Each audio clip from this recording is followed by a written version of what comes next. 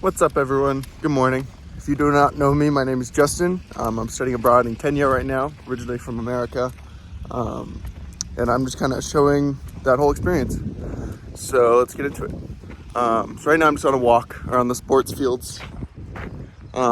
Just because, so today's the first day of classes. But the advising here, there's quite a few people in line there. But I don't currently have a schedule. I think I have one class that I'm registered in technically right now, but advising is closed on the weekends. So because I wasn't here in time before that, I just have to wait and be patient to get my schedule today at some point so I can go to my classes hopefully this afternoon and tomorrow. So yeah, that's where I'm at right now. I woke up, got on like a first day of school, whatever, just casual fit. Everyone wears pants here. It's like more of like a norm here, so it's a little tough with the heat, but I'll get used to it eventually. So yeah, right now I'm just walking around the sports fields because I haven't been to this side of campus yet, and also there's no one here, so I can record without feeling weird. But yeah, so I'm just waiting for my classes to be sorted out, and hopefully get a couple emails with my information, my login information, so I can do it myself. Still waiting on that as well. So I'll keep you guys posted. For now, I'll just show you a bit of the sports fields in comparison to the US. So peace. All right, what's up, everyone? This is being filmed a couple days after the rest of the entire video. And that's because I filmed a good amount in time-lapse mode instead of video, and there's no way to slow that down, unfortunately. So we're just gonna take it from the top. So I guess I'll be talking about cultural differences, as well as I just had my first class, like actual class of the semester. So yeah, cultural differences.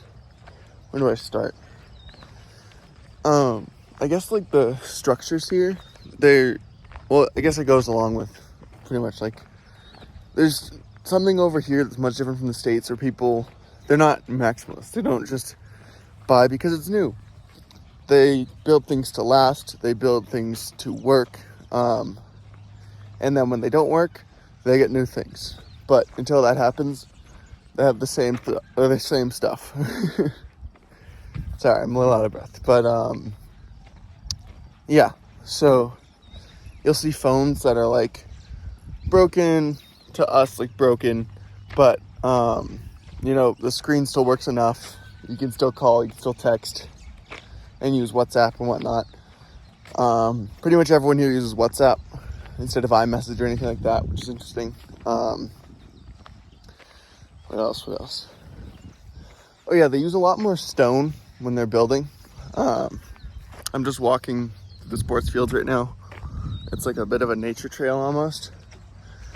But yeah, they use a lot of stone and more hardy materials than, say, they do use wood quite a bit, but I feel like wood rots very quickly. So it's always interesting that like in the US we use wood and whatnot. When that rots really quick, they all use stone for everything over here.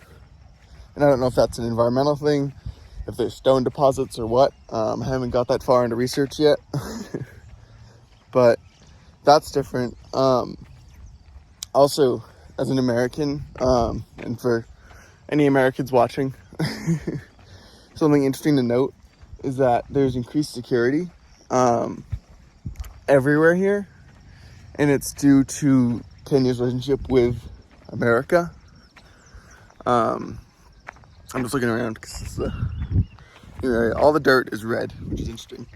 But sorry, there's a stork over there. But anyways, yeah. So because of their relationship with America, there is increased security throughout the entire country, as they have been a target for a lot of different attacks over the years. Like I know a couple years ago, the U.S. Embassy in the main city was bombed. They've since moved that and other things, but yeah. Whew, sorry. So that's always interesting, just something to think about, where even though we don't even see it, other people are in danger, I guess, for what we as a country do. And that was sort of, I didn't know what to say when I heard that, because it wasn't like something we did, but it's something our government did in our country. So that was just kind of interesting. Yeah. Sorry, I'm trying to think. So there's that. I know I'm probably saying not too much, but that's super interesting that they do that. I'm blanking right now. Sorry. I'm going to cut this really quick, and then when I get my thoughts, I'll come back. All right, so yeah. Right now I'm just sitting on almost bleachers, watching some pied crows on the rugby pitch, I think. I don't really know. Still learning all that. But yeah, so it seems that, like, even though they're not America, because they're friends with America and everyone knows, it makes them a target. Which is just kind of, like, to me, I like feel responsible even though I know it wasn't me personally. But so when you walk into anywhere, there's always security checkpoints. A lot of the times you'll be driving and then you have to stop before you go into a building, because the security will check your car to make sure there's no weapons or anything like that, and whatnot. There's a tractor coming. I don't know if they're coming over here. But so that's an interesting difference, I guess, is that the increased security everywhere. When you walk through any door, there's usually a metal detector. Like going into a mall, there's lots of malls here, instead of just like standalone stores. I think 5 or 6 different malls just in this university, or not university, in the city, sorry, in Nairobi, which is interesting. And once you go in the mall, they check everything, money belts, whatever like that. You take everything off, go through, and you're usually good unless you obviously have a weapon.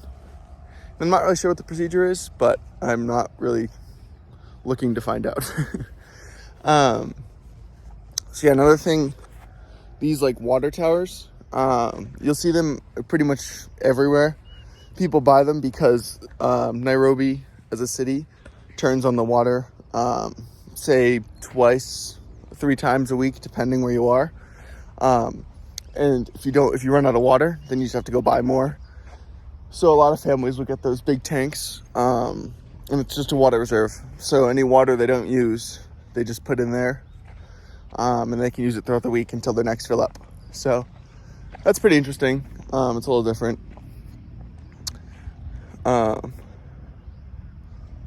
Yeah, those are the main cultural differences. So I guess we'll start talking about my class now and how that went. So the timing here is a bit different. No one's really in a rush, which is kind of nice. I haven't figured that out too well for myself yet, so I'm always in a rush. So hopefully I learned that. Oh, sorry, one more cultural difference. Pants. Everyone here wears pants instead of shorts, unless you're doing some sort of activity. But pretty much if you're not wearing pants, you kind of stick out. I'm not sure what the reasoning is. Could be derived from mosquitoes or something like that, where insects bite, but everyone here wears pants. It's kind of the norm here. But anyways, okay, back to my class. So my class this morning, I had one on the day I was filming the rest of this video. And that was, what was it called? Intro to Research Methods. And I was looking forward to that class. Just trying to I thought it'd be interesting to take, as I do enjoy research quite a bit, which makes me sound like a nerd. Not a nerd, I just have a lot of questions about the earth. But anyways, I actually might be a little nerdy. I don't really know. But anyways, so I went there and the professor never came. So we all had to sign attendance, and that was it. It took about 10 minutes and then we were done. It was a 3 o'clock class. It was supposed to go till 5 and it just didn't. So yeah, there's that. What was it? All right, again, storage issues on my phone. I really got to figure that out. But I just had my first actual class this morning. It was supposed to be at 7 a.m. So I woke up at 6:50 in a panic. And again, I was rushing. No one rushes here. So when I got there, I still waited 20 minutes for the professor to get there. And then the class ran till 8:40. It was super cool, super awesome. It was about parasites and protozoa and whatnot, all the science, the terms. But it was pretty good. I'm excited for that one. 7 a.m. is going to be a little tough, but honestly, if I just get used to it, it won't be that bad. I'll adapt. My next class is at 11, so I'm hopefully going to finish this video and upload that before then. But yeah, so right now I'm just out here. It's 8 hours ahead from the States, so right now it's 9:40, so there it's almost 2 in the morning. But you know how it is. So that's about it. So I guess I'll clip all these together, and hopefully this video will make sense. Peace. All right, I'm back. Still a little winded. I just climbed like 6 flights of stairs. But in my walking, I went to a building that looked pretty tall, and decided to go to the top to see if I could get to the roof. And sure enough, I'm on the roof. I thought it's a really cool vantage point to show you guys a little bit more of Nairobi, a little bit more of the landscape. So I'll flip the camera and give you guys a little tour-ish situation. So yeah. All right, I'm currently on top of the social sciences building, which I'll try and show you. I don't know if I'm allowed to film in here, but I'll give you guys a little pan down because it looks really cool. It's all new.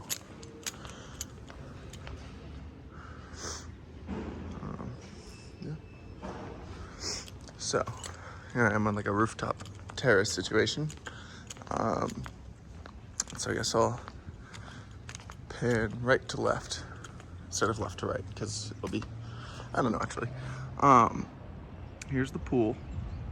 So there's that. I forgot to pack a bathing suit, so I have to get a new one of those because I'm dumb and I didn't really think about it. So there's that. There's the Frida Brown Student Center, and that's where advisors, international office, there's a gym in there, there's a kickboxing room, there's aerobics, pretty much anything a student could use. There's a little restaurant in there as well. I prefer the cafe right by my apartment just because it's right there. But yeah. Then here's the science center, straight ahead. I haven't been in there yet, but I assume some of my classes are going to be in there. So if I get a chance, I'll show you guys there. That over there is the back of the library. They have a really cool atrium in there, which you're not allowed to film, unfortunately. But if I sneak it, I'll let you guys know. Over there is my, those are the hostels, right over there. So yeah, that's where I'll be living. Excited for that. And then that way you can't, oh, it's not focused anymore. Hold on. I'm gonna refocus this.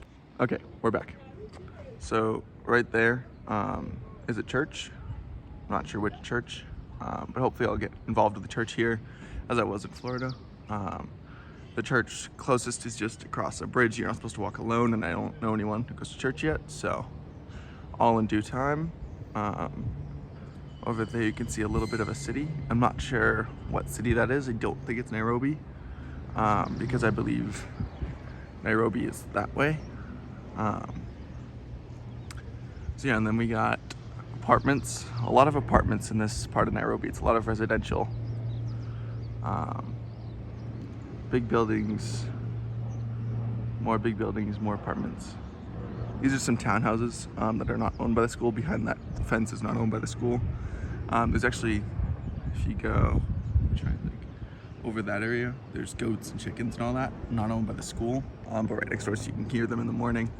I wake up every single morning to hearing roosters, which is kind of fun. Over there's another apartments, more townhouses, and then way over there is more of the city. It's a bit humid today, so it's a little foggy. But the air here, it does have a different smell in the US, but overall I feel healthy breathing it. It is much higher elevation than Florida, so I've been a little gassed more going up and down stairs than usual. So that's something interesting that my body will adjust eventually. But so far with the food, it hasn't been any issues. There's some retention ponds. So let me try and find, here you go. So those like black tower things, those are actually water basins. Because in Nairobi, they turn on the water 2-3 times a week, depending. And then if you have one of those, you can reserve the water you don't use on those days, and you should be good for the rest of the week. However, if you don't, you can go to a grocery store like Carrefour, which is like the Walmart over here, and apparently also in Brazil and France. So sort of a global store except for the US. You can buy like gallon jugs of water and stuff like that. Well, liters, I guess, because it's not the US system. So yeah, that's a little slice of Nairobi for you guys. I'm gonna flip the camera and probably yap some more about who knows what. So see you guys in a second. So I'm back. A little bit about the weekend, just because I didn't get a post out there. I posted a little bit on Instagram. If you're not following that, at Just Gator, feel free to add that. What is it?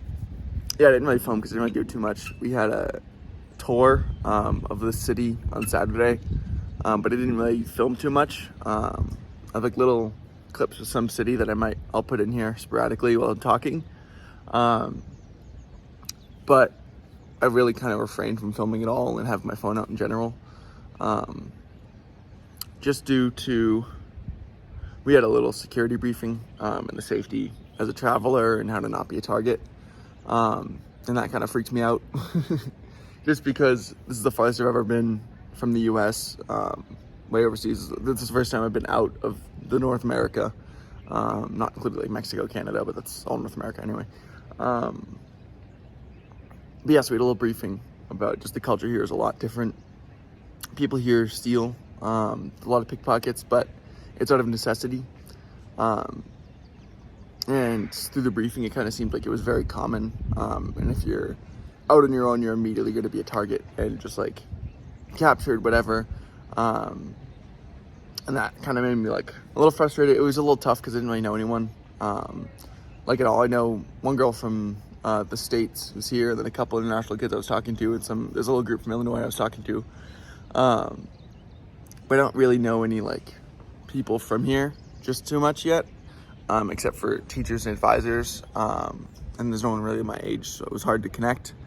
And so this weekend I spent largely just in my room, watching Netflix, watching YouTube, doing whatever, just because it was one, nothing to do because no one was here. The campus was closed for the most part.